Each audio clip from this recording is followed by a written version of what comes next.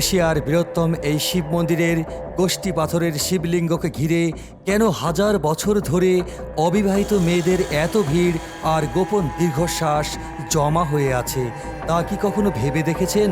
সুপাত্র পাওয়ার আশায় পাথরের গায়ে জল ঢালা এই ভক্তদের ভক্তি আর আধুনিক যুক্তির আড়ালে লুকিয়ে থাকা সেই আসল রহস্যটা উন্মোচনে আপনাদের সাথে আছি আমি তৌফিক রানা।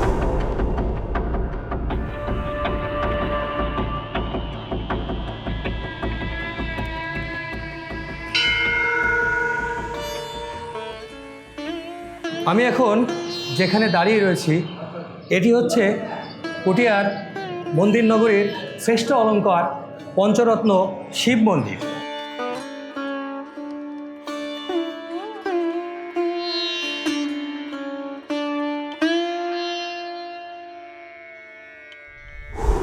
মহারানী ভুবনময়ী দেবীর নির্মিত 1823 সালের এই পঞ্চরত্ন মন্দিরে আজও মাথা উঁচু করে দাঁড়িয়ে আছে এশিয়ার অন্যতম বৃহত্তম 1.82 মিটার উচ্চতার সেই কোষ্ঠী পাথরের শিবলিঙ্গ।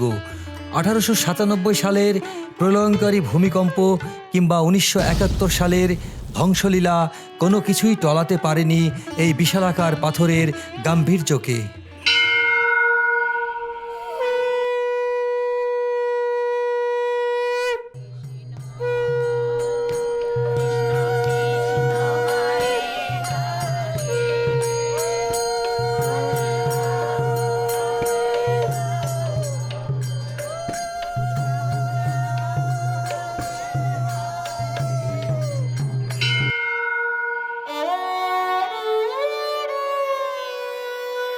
এই দেওয়ালগুলোর দিকে তাকিয়ে দেখুন, প্রতিটি ইঞ্চি যেন এক একটি ক্যানভাস।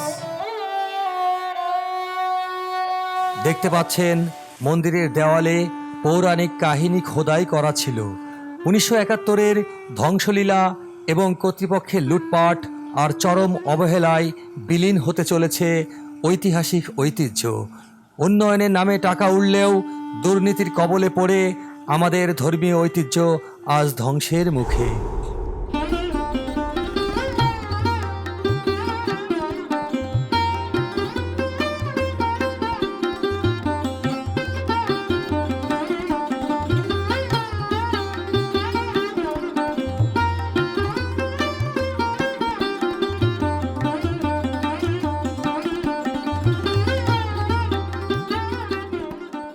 লোকমুখে প্রচলিত এই বিশাল শিবসাগর দিঘির পূর্ণ জলে স্নান করানো হতো স্বয়ং দেব মহাদেবকে, অথচ আজ কর্তৃপক্ষের চরম অবহেলায় সেই পূর্ণতোয়া জলাশয় পরিণত হয়েছে এক নোংরা ভাগাড়ে, যা সনাতন ধর্মের পবিত্রতাকে রক্তাক্ত করছে।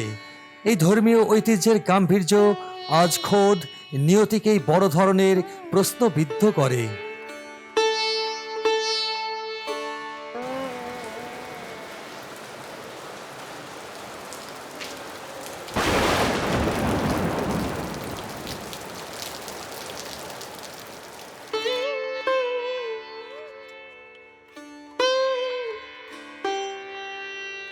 রাজশাহী শহর থেকে মাত্র 32 কিলোমিটার দূরে এই পুঠিয়া রাজবাড়ি, যা 1895 সালে মহারানী হেমন্ত কুমারী দেবী নির্মাণ করেন। বরেন্দ্র রাজবংশের স্মৃতিচিহ্ন আজও ইতিহাসের সাক্ষী হয়ে দাঁড়িয়ে আছে। অল্প খরচেই ঘুরে দেখতে পারেন শত বছরের আভিজাত্য।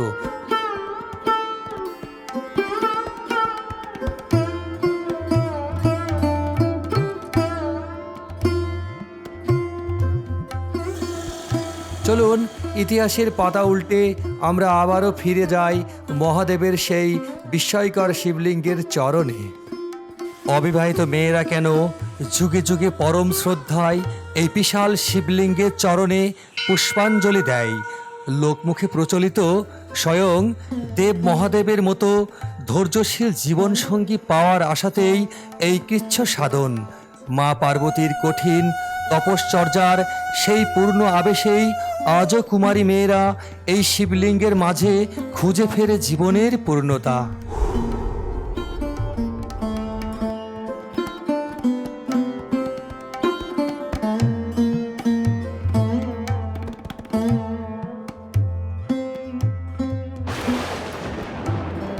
প্রিয় দর্শক, এতক্ষণ যেটি দেখলেন, শুনলেন এবং অনুভব করলেন, যদি এটি ভালো লেগে থাকে তাহলে আমাদের চ্যানেলটি সাবস্ক্রাইব করে পাশে থাকবার জন্য বিনীত অনুরোধ রইল।